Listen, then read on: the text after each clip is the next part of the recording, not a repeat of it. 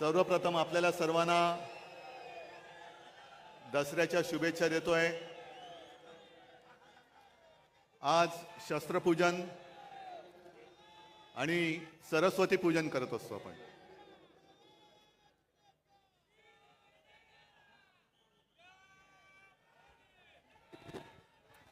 प्रत्येकाकडे वेगळी वेगळी शस्त्र असतात। कोणाकडे तलवार आहे, कोणाकडे गन आहे, कोणाकडे मशीन गन आहे, पण आमच्याकडे लढवय्या मन आहे।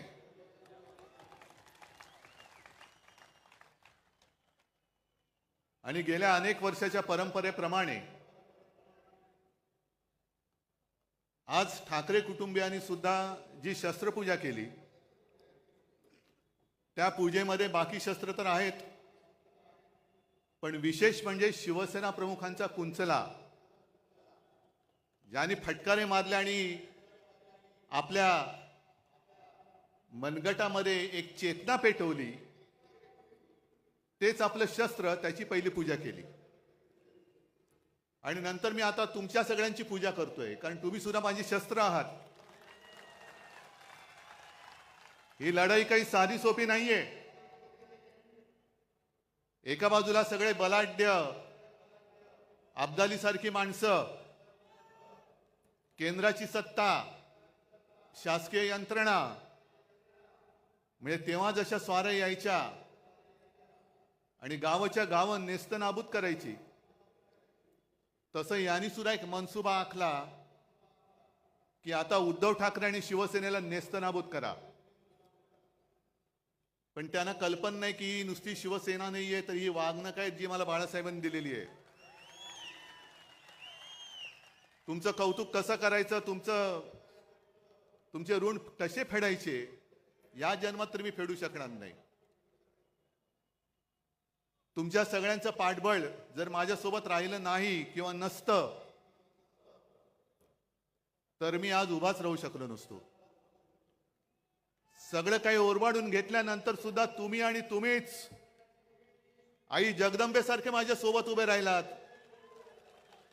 त्याच्यामुळे मला या दिल्लीकरांची पर्वा नाहीये, तुमच्या म्हणजे त्यांच्या। येऊ देत, किती पिढ्या यायच्या तेवढे येऊ द्या, ते इथे गाडून त्यांच्या उरावरती मी भगवा फडकून दाखवेन।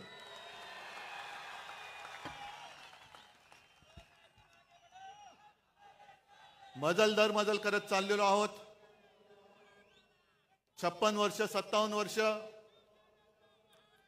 मी तर म्हणेन दरवर्षी शिवसेनेला नवीन अंकुर फुटतायत।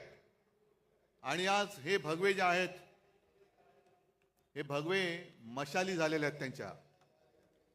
इथला प्रत्येक शिवसैनिक आजपासून शिवसेना प्रमुखांची, बाळासाहेबांची मशाल बनवून या भ्रष्टाचारी सरकारला चूड लालवाशिवाय राहणार नाही। संजय राऊतजी, आपण जे बोललात की टाटांबद्दल सांगितलं की उद्योगपती गेल्यानंतर हळहळ वाटणं हे फार हल्ली दुर्मिळ झाले। याचं कारण असं आहे की टाटांसारखे उद्योगपती हे अशी विरळे असतात। टाटांनी काय केलं, अनेक गोष्टी त्यांनी दिल्या, पण आपल्या रोजच्या जेवणातली लज्जत वाढवण्यासाठी टाटा नमक दिलं। आणि आत्ताचे जे उद्योगपती आहेत ते अख्खं मिठागर गिळतायत। म्हणून टाटा गेल्याची याचं वाईट वाटतंय, आणि मिठागर गिळणारे जात का नाहीत याचं सुद्धा वाईट वाटतंय। जे जायला पाहिजे ते जात नाहीत, आणि जे जाऊ नयेत अशी लोक जात आहेत। पण एक गोष्ट मला आवर्जून सांगायला पाहिजे, टाटा साहेबांची आठवण मुद्दामून सांगतो, कारण शिवसेना प्रमुख आपल्यातून गेल्यानंतर, तसे गेलेले नाही, तिकडे प्रत्येकाच्या हृदयात शिवसेना प्रमुख आहेतच। पण टाटा साहेब घरी आले होते आमच्या कुटुंबियांची भेट घ्यायला। बराच वेळ बसले, गप्पा मारल्या, आणि निघताना मला सांगितलं की उद्धव, एक लक्षात ठेव, तुला आणि मला खूप मोठी परंपरा आणि वारसा लाभलेला आहे। तुला जसा शिवसेना प्रमुखांचा वारसा लाभलाय, तसा मला JRD टाटांचा लाभलेला आहे। आणि JRD नंतर जेव्हा मी काम सांभाळायला सुरुवात केली, त्याने माझ्यावरती हा संपूर्ण कारभार सोपवला. मी कामकाजाला सुरुवात केल्यानंतर बरेच दिवस असं व्हायचं की कोणताही निर्णय घेताना माझ्या मनात यायचं की आज JRD असते तर काय केलं असतं, आणि म्हणे मी निर्णयच घेऊ शकत नव्हतो. आणि अचानक माझ्या लक्षात आलं की अनेक वर्ष JRDने मला काम करताना बघितलंय, माझी शैली बघितली, माझी पद्धत बघितली, आणि त्यांचा जेव्हा पूर्ण विश्वास माझ्यावरती बसला की माझा वारसा हा रतनच पुढे घेऊन जाऊ शकेल, तेव्हा त्यांनी माझ्या खांद्यावरती धुरा ठेवली. आणि तसंच तुझं आहे. जशी माझी निवड JRDने केली तशी तुझी निवड शिवसेना प्रमुखांनी केलेली आहे. शिवसेना प्रमुखांनी तुला बघितलेलं आहे. कठीण काळात तू काय करतोस, कसा लढतोस, तुझे निर्णय तू कसे घेतोस, हे बघितल्यानंतर जेव्हा त्यांना खात्री पटली की हा माझा वारसा पुढे समर्थपणाने घेऊन जाऊ शकेल, तेव्हाच त्यांनी तुझी निवड केलेली आहे. म्हणून तुला जे ज्या वेळेला योग्य वाटेल तेच तू कर, हेच शिवसेना प्रमुखांना अभिप्रेत आहे, आणि तेच मी करतोय. मी कुठेही बाळासाहेबांचा विचार सोडलेला नाही. भाजपला लाद घातली याचं कारण त्यांचं हिंदुत्व आहे, गोमूत्रधारी बुरसटलेले हिंदुत्व आहे, म्हणून मी त्यांना लाद घातले. आणि आज या परत लोकशाहीच्या युद्धाला सुरू करताना मी तुम्हाला जाहीर प्रश्न विचारतो, मी घेतलेला निर्णय योग्य आहे का अयोग्य आहे? जे मी त्यांच्याशी लढतोय हे बरोबर आहे का चूक आहे? बरोबर आहे ना? मग जा त्या मिंद्यांना सांगा की तुझा विचार हा बाळासाहेबांचा विचार नाही. आज त्यांनी जी काय एक जाहिरात केलेली आहे, हिंदुत्व आमचा श्वास, मराठी आमचा प्राण, पण पुढच्या 2 ओळी राहिल्या, हिंदुत्व आमचा श्वास, मराठी आमचा प्राण, अदानी आमची जान, आणि आम्ही शेटजींचे श्वान.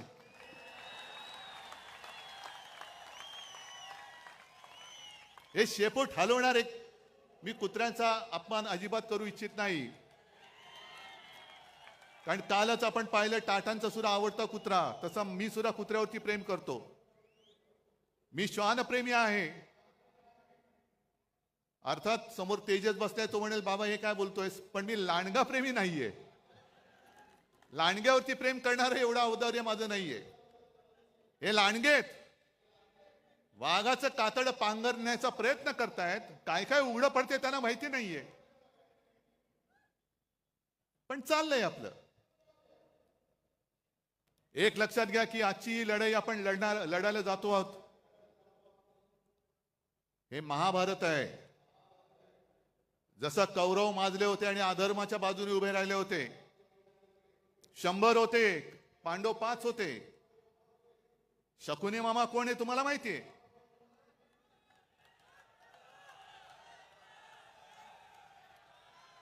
पण कौरवांची जी मस्ती होती की तुम्हाला आम्ही सुईच्या अग्रावर मावेल एवढी सुद्धा जमीन देणार नाही, तीच वृत्ती या भाजपची आहे.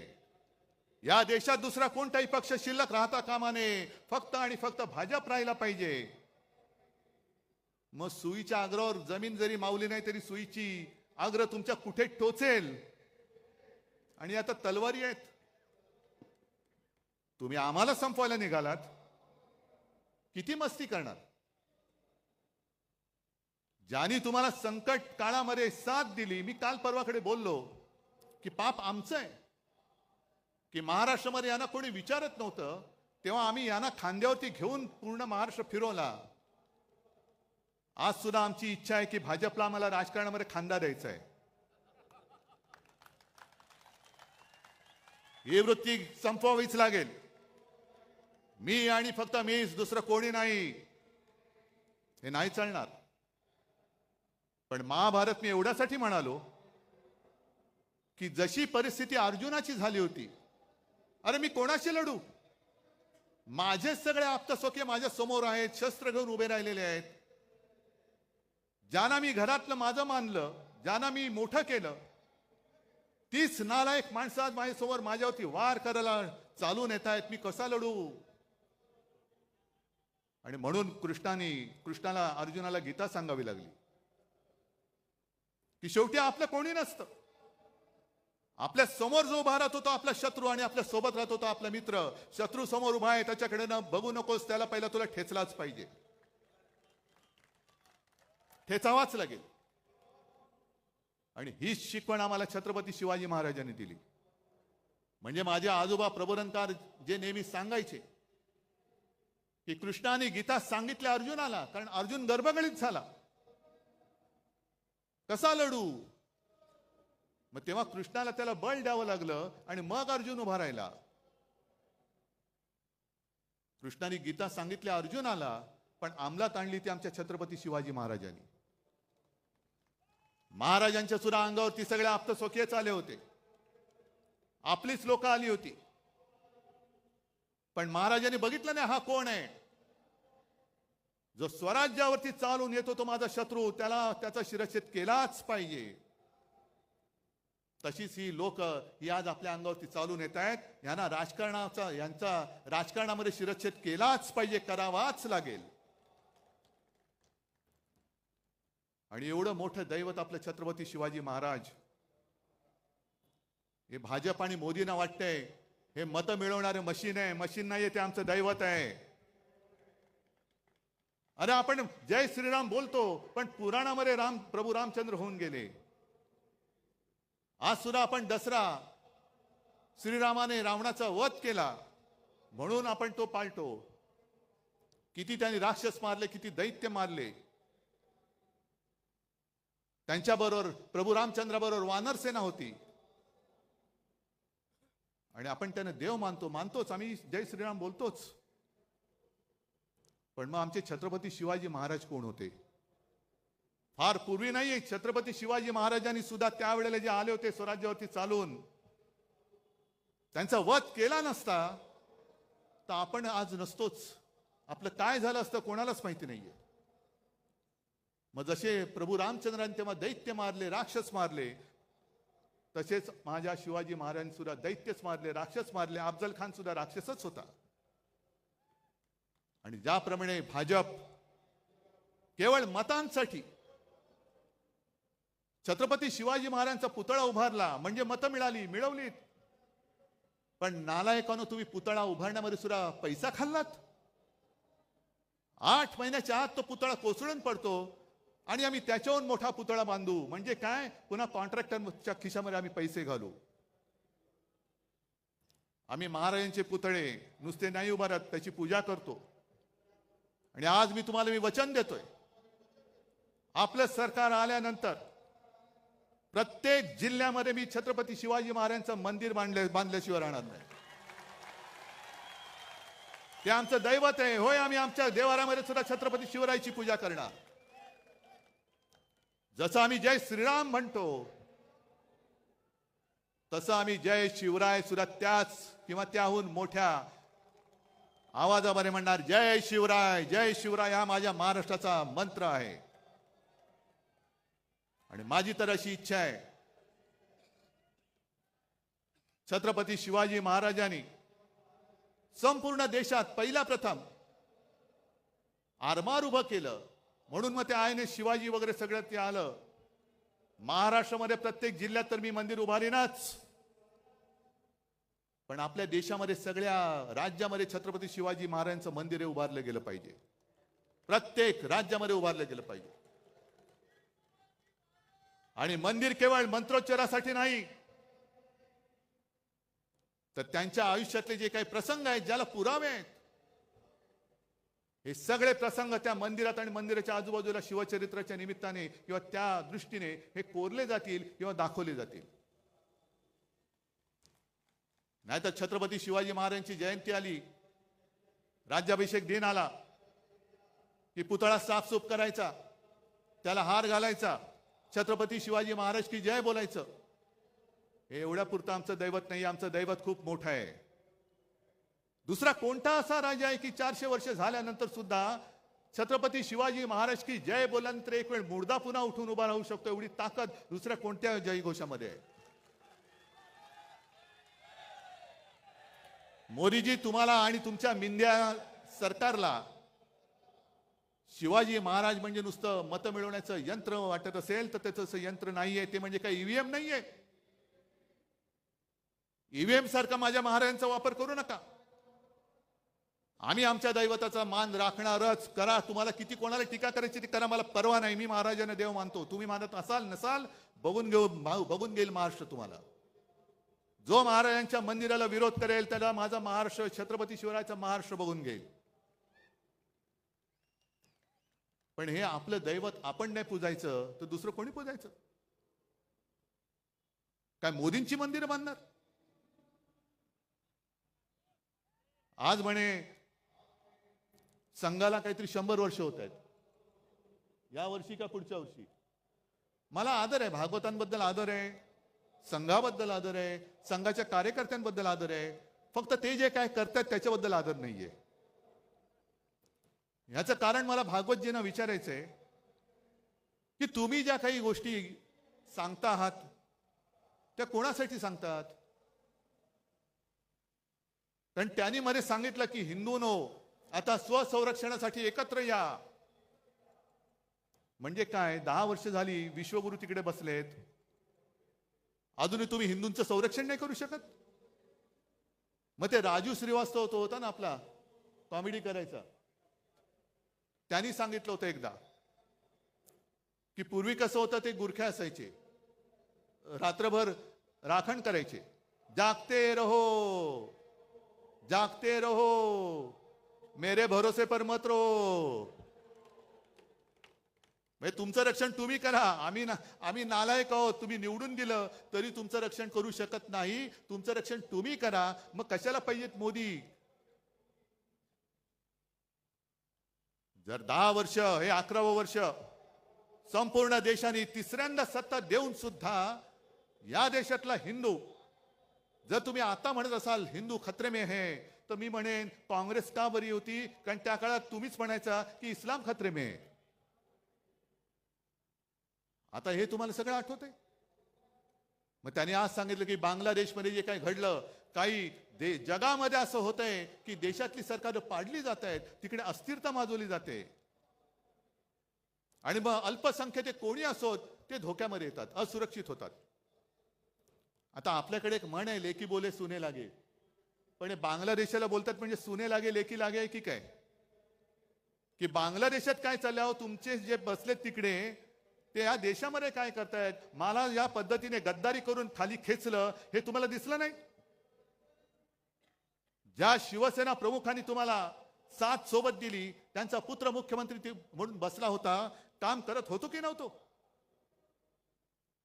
आणि एवढं करून सुद्धा गद्दारी करून तुमच्याच ह्या शकुनी मामाने आमचं सरकार खेचलं आणि गद्दारांना उरावर घेऊन राज्य करताय.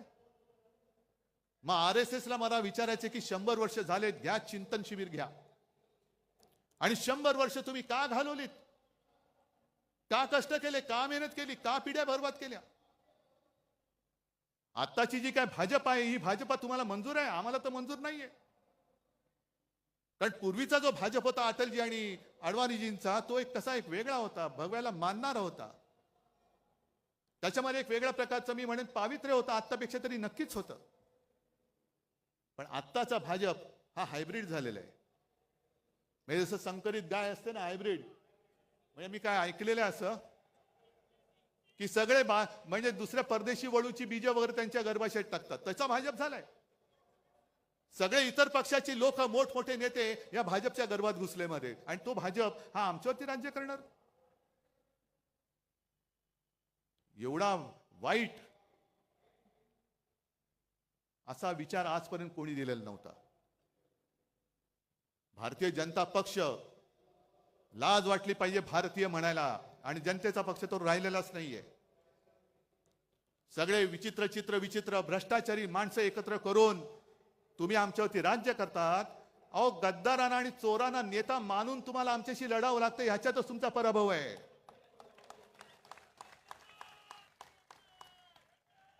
चोरांना डोक्यावर बसवत आहे, गद्दारांना डोक्यावर बसवत आहे, आणि किती खाताय, किती भ्रष्टाचार करताय.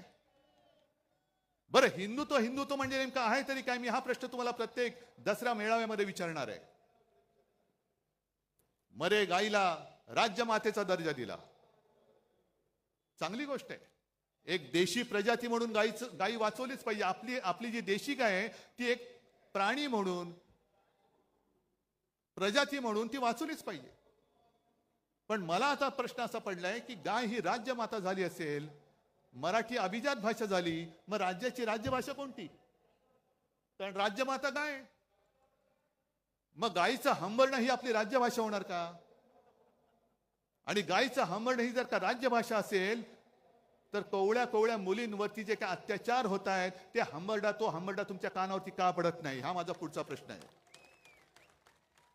महिलांवरती जे अत्याचार होत आहेत, गोरगरीब जे त्रासलेले आहेत, हा हंबरडा हा तुमच्या कानावरती जात नसेल तर कशाला गाईला राज्यमाता मानताय? पहिला आईला वाचवा, मग गाईला वाचवा, हे आमचं हिंदुत्व आहे. पण केवळ महागाई तुम्ही रोखू शकत नाही म्हणून गाईच्या आड लपणार असाल तर तुमचा हा भाकटपणा आम्हाला मंजूर नाहीये. काय अशी लोक एकदम मध्ये सुपटतात, गोरक्षक.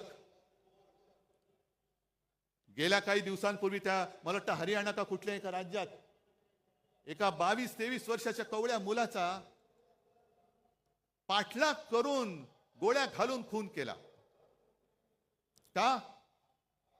तो कवळा मुलगा त्याच्या मित्रांसोबत फिरायला रात्री फिरत होता.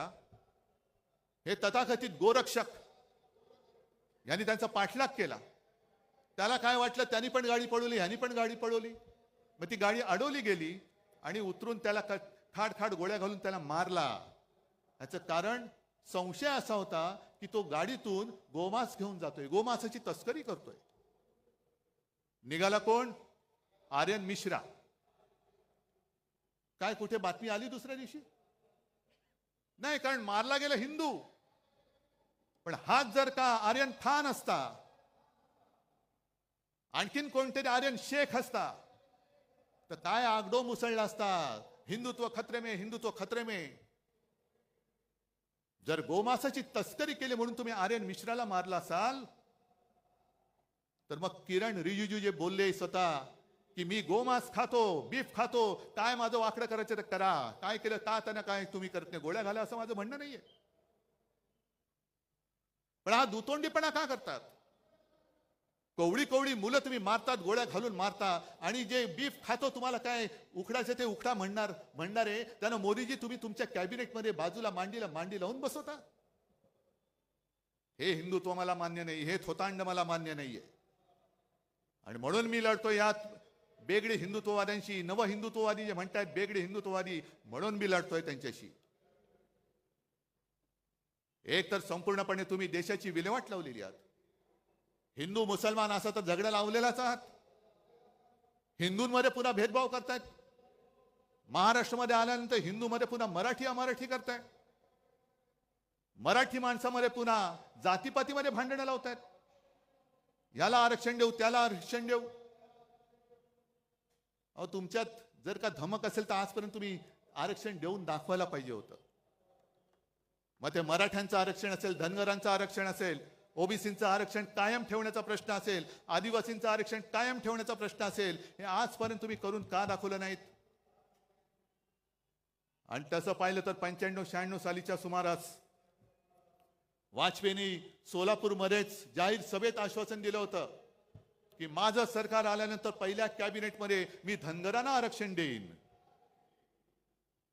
वाजपेयीजी जाऊन आज इतके वर्ष झाले, अजूनही धनगर तसेच लढतायत. मराठा माझा तसाच लढतोय. आदिवासी भयभीत झालेले आहेत, ओबीसी भयभीत झालेले आहेत. का तुम्ही हे पाप करतात? का जातीपातीमध्ये भांडणं लावतात?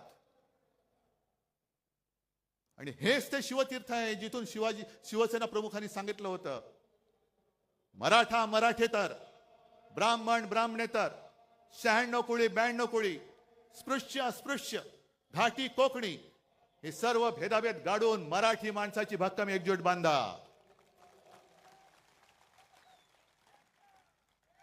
ती मराठी माणसाची एकजूट बांधली गेली नसती, शिवसेना उभी राहिली नसती.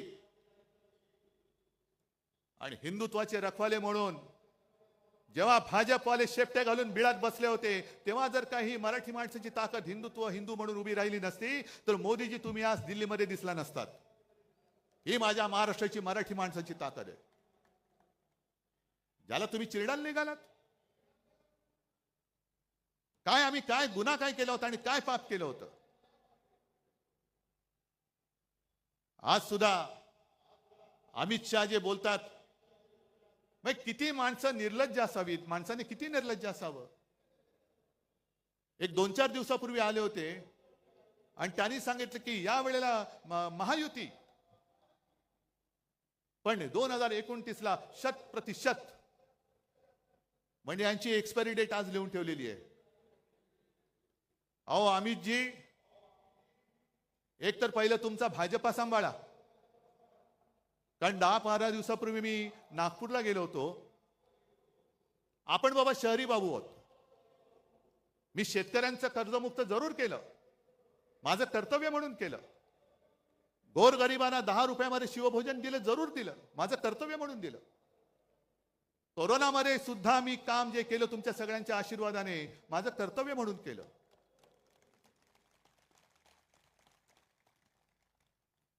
पण नागपूरला मी गेलो, मी तुम्हाला का म्हटलं की मी शहरी बाबू आहेच, मला शेतीतलं कळत नाही, पण शेतकऱ्याचे अश्रू मला दिसतात जे तुम्हाला दिसत नाहीत. नागपूरमध्ये गेल्यानंतर मला तिथल्या लोकांनी सांगितलं की उद्धवजी हालत फार वाईट आहे.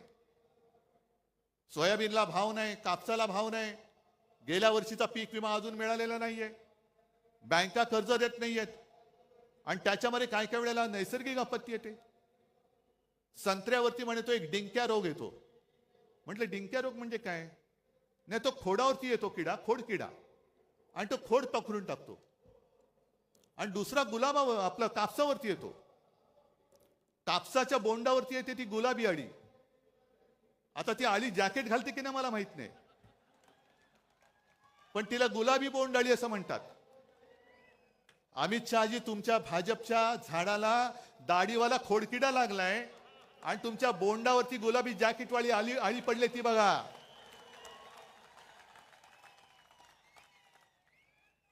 ते बघा, तुमच्या डोळ्यात देखत आम्हाला वाईट वाटतंय. अरे एकेकाळचा आमचा मित्र असा डोळ्या देखत कुरतडला जातोय, पोखरला जातोय, पण यांना त्याचं काही सोयरसुतक नाहीये. सत्ता पाहिजे, सत्ता पाहिजे, सत्ता जिहाद. कोणी चालेल पण सत्ता पाहिजे, याला म्हणतात सत्ता जिहाद. आणि एक एक बातम्या ज्या काही मी वाचतोय, तुम्ही वाचतात. मला वाटतं माझ्या आधीच्या वक्त्यांनी त्याचा समाचार घेतलाय, आदित्यने पण घेतलेला आहे. एक तर बातम्या मी वाचतोय, आता खूप आणले, काय काय वाचायचं. हे बघा, 225 कोटींच्या थकीत देण्यांमुळे पालिकेचा मोडला आर्थिक कणा. हे कुठला? भिवंडी पाणी वीज बिल थकले, कर्मचारी ठेकेदारांची देणी तुंबली, म्हणजे भिवंडीची कथा. आणि बाजूला बातमी, नव्या मुंबई विमानतळावरती सुखोई विमान उतरले. ते सुखोई नव्हतं, दुसरं होतं. म्हणजे हा सगळा जो काही धूळफेकीचा कारभार चाललेला आहे, त्याच्यानंतर हे दुसरं आहे. हे बघा, हे ठाण्याचं आहे. हजारो कोटींची खैरात करूनही ठाणे पालिकेची झोळी फाटकी. कोणाच्या खिशात गेले पैसे? मिंद्याच्या. त्याच्यानंतर आपल्याला या गोष्टी कळत नाही. नुकताच एक बातमी आणखीन एक आलेली की राज्यातल्या गावठाणा बाहेरील ज्या जागा आहेत त्याच्यावरचा अकृषी कर हा पूर्णपणे माफ केला. काय मोठा औदार्य आहे. अहो पण मुळामध्ये गावठाणामध्ये अकृषी कर नव्हताच. गावठाणा शब्द वापरल्यामुळे आपल्याला असं वाटतं कुठेतरी खेडोपाडी हा कर होता आणि तो रद्द केला. तसा नाही, हा कर रद्द झाला तो आपल्या शहरांमधला झालेला आहे. शहरामधला कर, इकडे मोठमोठे उभे राहतात टॉवर्स, हे कोण बांधतंय? हजारो कोटींचा महसूल बुडवून तुम्ही तुमच्या मित्रांसाठी हा कृषी दर कर रद्द केलेला आहात. थोडे दिवस थांबा जरा, 1-2 महिने थांबा, आमचं सरकार येतंय. आणि ही जी काय तुमची मस्ती आहे ना, 11 दिवसात तब्बल 1600 शासन निर्णय जारी. यातले अनेक निर्णय आम्ही रद्द केल्याशिवाय राहणार नाही. जे जे माझ्या राज्याच्या मुळावरती येणारे निर्णय आहेत, जे जे तुमच्या विकासकांचे, बिल्डरचे, मित्रांचे झोळ्या भरणारे निर्णय आहेत, ते आम्ही रद्द करूच. तुमच्यावरती पण गुन्हे दाखल करू. पण मी सगळ्या अधिकाऱ्यांना सांगतोय, तुम्ही या पापात सहभागी होऊ नका, नाही तर तुम्हाला सुद्धा तुरुंगात आम्ही टाकल्याशिवाय राहणार नाही. मुंबई महापालिकेची सुद्धा हालत एवढी वाईट केलेली आहे. साधारणतः 90,000 कोटीच्या आपलं ज्याला एफडी म्हणतो, त्या एफडी यांनी तोडल्या. आणि माझी जी माहिती मिळाली आहे की साधारणतः 40,000 कोटी रुपये फक्त शिल्लक राहिलेत. बाकीचे उडवून टाकले. आणि 40,000 कोटी का? तर ते तोडता येत नाही म्हणून पगारासाठी ठेवावे लागतात, इतर देणी देण्यासाठी असतात. म्हणजे आपली मुंबई महापालिका ही एवढी श्रीमंत, ही श्रीमंत मुंबई, माझी मुंबईकर हा माझा श्रीमंतच आहे, मनाने श्रीमंत आहे. 90,000 कोटी यांनी उडवून टाकले आणि विकास कामं एवढी काढली, जवळपास 2.5-3 लाख कोटीचे वर्क ऑर्डर यांनी देऊन टाकलेले आहेत. कोणाला दिल्यात? कसली विकास कामं? रस्त्यामध्ये सुद्धा कोणी खडी टाकली, कोणी सिमेंट टाकलं, याचा सुद्धा आम्ही चौकशी करणार आहोत. आणि मी तुमच्या सगळ्यांच्या साक्षीने मुंबई महापालिका आयुक्तांना आवाहन करतोय, हा माझ्या मुंबईकराचा पैसा आहे. हे 3 लाख कोटी तुम्ही कोणाच्या उरावरती, कोणाच्या सांगण्याने टाकले, ते सगळे त्या कॉन्ट्रॅक्टर सकट कोणत्या कामासाठी सकट टाकले, ते आम्हाला त्याची यादी पाहिजे. आमचं सरकार आल्यानंतर आम्ही घेऊच. पण तुमच्यामध्ये जी काही एक आम्ही सुद्धा जी शपथ घेतो, तुम्ही पण घेता ना शपथ. मग 3 लाख कोटी तुम्ही असे माझ्या महाराष्ट्राचे उधळून टाकले. राज्य सरकारने सुद्धा कर्ज घेण्याची जी एक मुदत असते दर महिन्यामध्ये, माझी माहिती अशी आहे, अंबादास तुम्ही चौकशी करा, त्यांनी फ्रंट लोडिंग हा एक शब्द आहे. म्हणजे काय की उद्या जे घेणार असू ते आज घ्या. डिसेंबरची कर्ज घेण्याची मुदत ही आज वापरलेली आहे, आज वापरले. म्हणजे तुम्ही कर्ज काढून फटाके फोडताय आणि माझ्या सर्वसामान्य लोकांना गुंगवून टाकताय की बघ आम्ही दिवाळी साजरी करतोय. अरे पण कर्ज काढलंयस. म्हणजे पूर्वी जसे इतिहासामध्ये असे दाखले आहेत की आपला प्रतिस्पर्धी जिंकतोय म्हटल्यानंतर आता आपण वाचणं शक्य नाही, हार नक्की आहे, तर आपणच आपलं शहर जाळून टाकायचं. विध्वंस म्हणजे शत्रू आलाच, प्रतिपक्ष आलाच. होय, आम्ही तुमचे शत्रू आहोतच. जे जे महाराष्ट्र लुटतात त्यांचे आम्ही शत्रू आहोतच. तर त्यांच्या हाती काही पडू नये, सगळं खाऊन फस्त करायचं. मग आले की यांचा ठणठण गोपाळ. आणि एकूण जी भयानक परिस्थिती जी मगाशी आदित्यने सांगितली, तुम्हालाही माहिती आहे, धारावीच्या माध्यमातून अख्खी मुंबई लुटतायत. काय नाही दिलंय अदानीला? चंद्रपूरची शाळा दिली, तिथल्या खाणी दिल्या, विमानतळं दिली, बंदरं दिली, धारावीची झोपडपट्टी दिली, इथली वांद्रे रेक्लेमेशनची जागा दिली. त्या पलीकडे मुंबईमध्ये आणखीन मिठागरं, Kurla mother dairy, Dahisar check नाका, मुलुंड चेक नाका, सगळ्या जागा. जसं संजय तुम्ही बोललात, सब भूमी अदानी की. कशासाठी मग आम्ही जगायचं? का आम्ही संयुक्त महाराष्ट्राचा लढा देऊन मुंबई मिळवली? रक्त सांडून मिळवलेली मुंबई आहे. अदानीने आम्हाला बक्षीस दिलेली मुंबई नाहीये.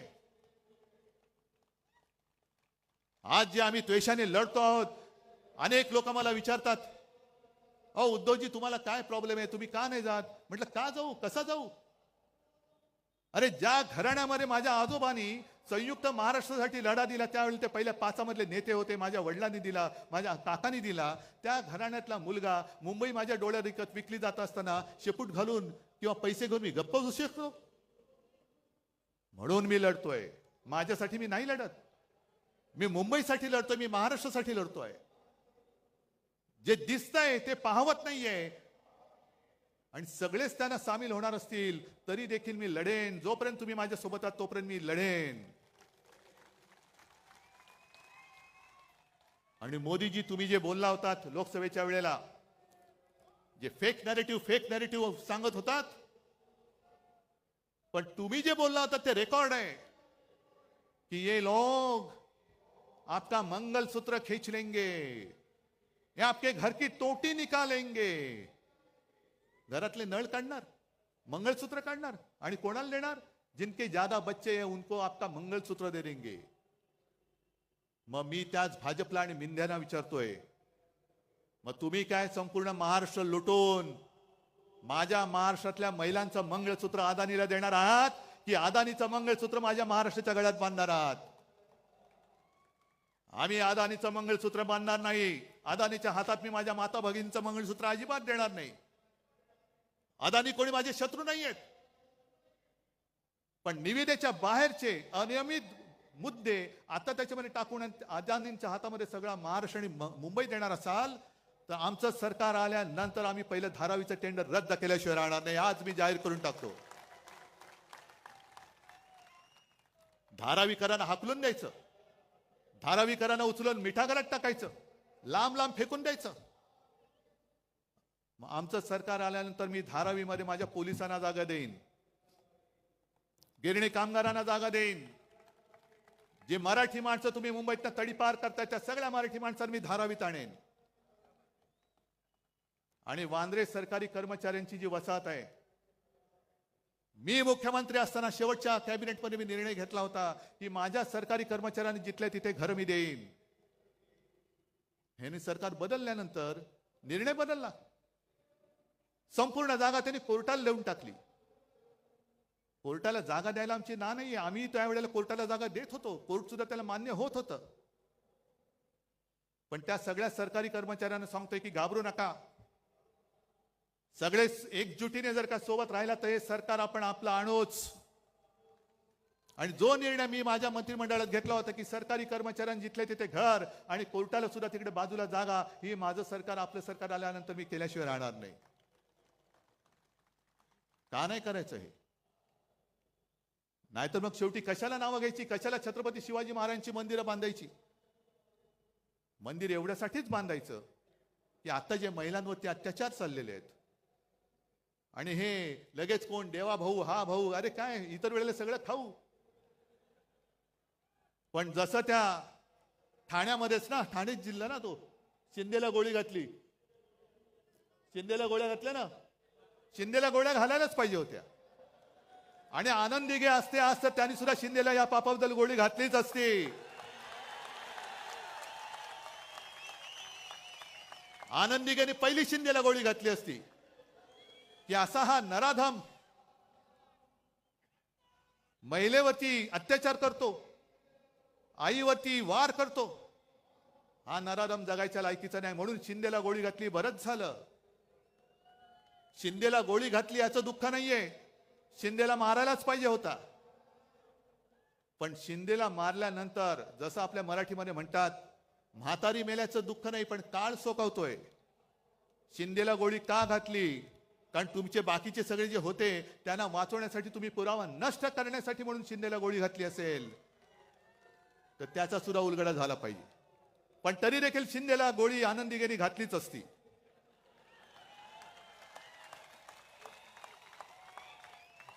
असे हे महिलांवरती अत्याचार करणारे शिंदे जगायच्या लायकीचेच नाहीयेत. आणि एकूण सगळा जर का आपण आढावा घेतला, रोज उठून बघतोय माझा महाराष्ट्र लुटला जातोय, लुटला जातोय, लुटला जातोय. काय त्यावेळेला निर्मला सीतारामन बाई बोलल्या होती की देश में अब 4 ही जाती है, एक गरीब, युवक, महिला आणि काय शेतकरी. आणखीन काय, कोणासाठी तुम्ही काम केले ते पहिले सांगा.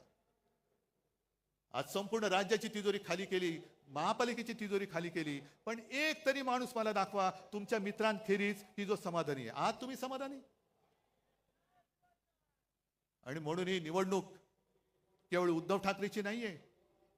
जे चंद्रचूड बोलले की मला निवृत्तीनंतर इतिहासात माझी काय म्हणून दखल घेतली जाईल, चंद्रचूड साहेब अजूनही वेळ गेलेली नाही. जर तुम्हाला इतिहासामध्ये तुमचं नाव अभिमानाने घ्यावं असं वाटत असेल तर आज ती वेळ आहे. लोकशाही वाचवा, लोकशाही वाचवा, लोकशाही वाचवा. तारखा मागून तारीख आणि बाहेर भाषण देऊ नका. निर्णय घ्या, निर्णय घ्या. भाषणाने निर्णय मिळत नसतो. जे तुम्ही बाहेर बोलताय तेच तुम्ही आतमध्ये द्या. तोच निर्णय आम्हाला पाहिजे.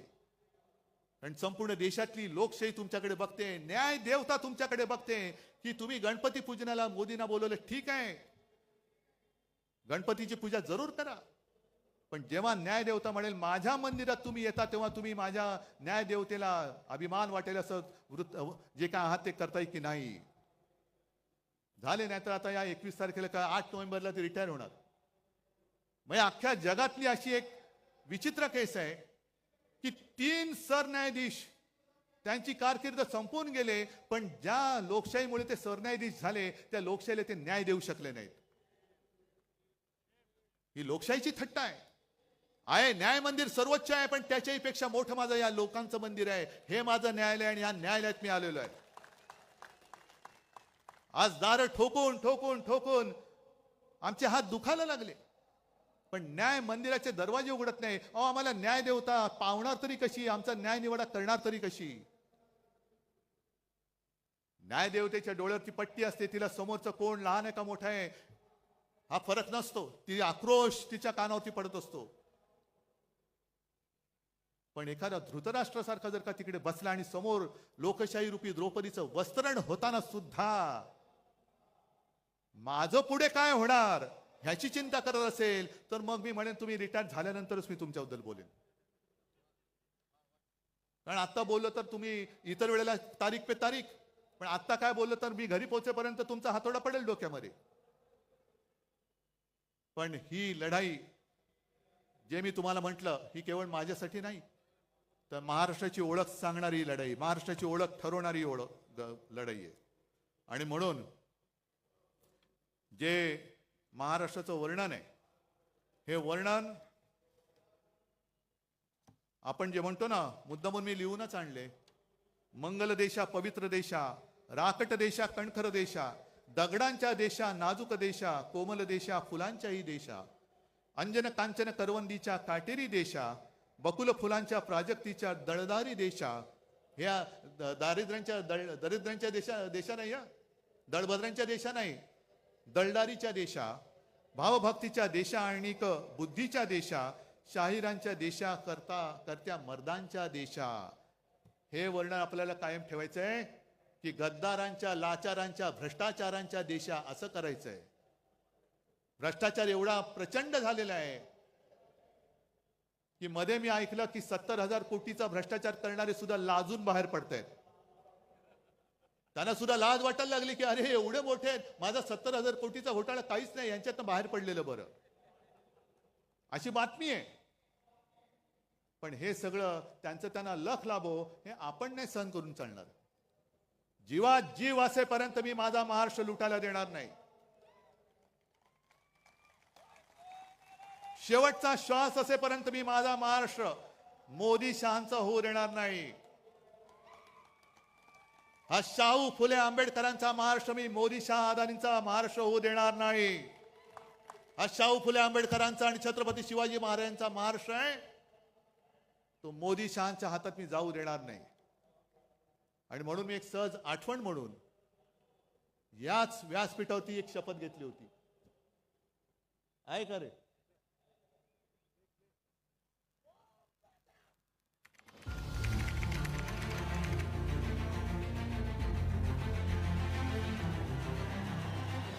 छत्रपती शिवाजी महाराजांना वंदन करून आणि माझ्या आई वडिलांचे स्मरण करून मी उद्धव बाळासाहेब ठाकरे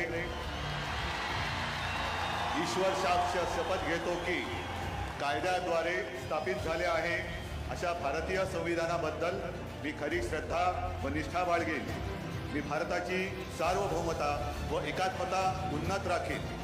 मी महाराष्ट्र राज्याचा मुख्यमंत्री म्हणून माझी कामे निष्ठापूर्वक व शुद्ध बुद्धीने पार पाडीन आणि संविधान व कायदा यानुसार सर्व तऱ्हेच्या लोकांना मी निर्भयपणे व निस्पृहपणे तसेच कोणाच्याही विषयी ममत्वभाव किंवा आकस न बाळगता न्याय वागणूक देईन.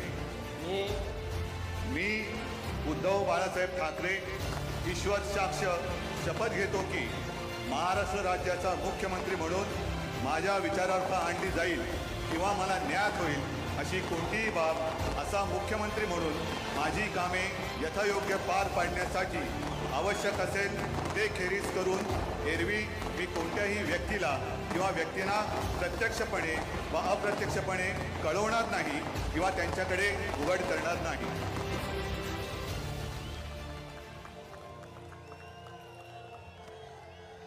ही मी शपथ घेतली होती तुमच्या सगळ्यांच्या साक्षीने, आणि जशी शपथ घेतली होती तसा वागलो की नाही वागलो? आज तर माझ्याकडे काही नाहीये, पक्ष नाही, चिन्ह नाही. अगदी निर्लज्जपणाने वडील सुद्धा चोरलेत, कारण स्वतःमध्ये धमक नाही. पण आज काही नसताना तुम्हाला सोबत घेऊन मी शपथ घेतोय, तुम्ही सुद्धा माझ्यावर शपथ घ्या. आहे तयारी? ठीक आहे, मग घ्या शपथ. मी एक स्वाभिमानी महाराष्ट्र प्रेमी म्हणून शपथ घेतो की 106 हुतात्म्यांच्या बलिदानातून मिळालेला महाराष्ट्र मी लुटारू आणि दरोडेखोरांच्या हाती जाऊ देणार नाही. मी शपथ घेतो की छत्रपती शिवराय व हिंदू हृदय सम्राट शिवसेना प्रमुख बाळासाहेब ठाकरे यांनी मराठी माणसांची भक्कम एकजूट उभी केली, ती मी अभेद्य ठेवेन. मी शपथ घेतो की महाराष्ट्रात अंधकार घडवणाऱ्या दिल्लीतील शहायांना रोखण्यासाठी मी हिंदू हृदय सम्राट शिवसेना प्रमुख बाळासाहेब ठाकरे यांची मशाल बनून लढत राहीन.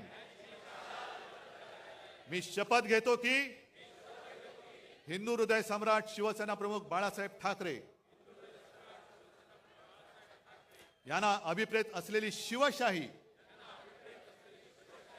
महाराष्ट्रात आणण्यासाठी मी हीच मशाल धगधगत ठेवेन. जय हिंद, जय महाराष्ट्र.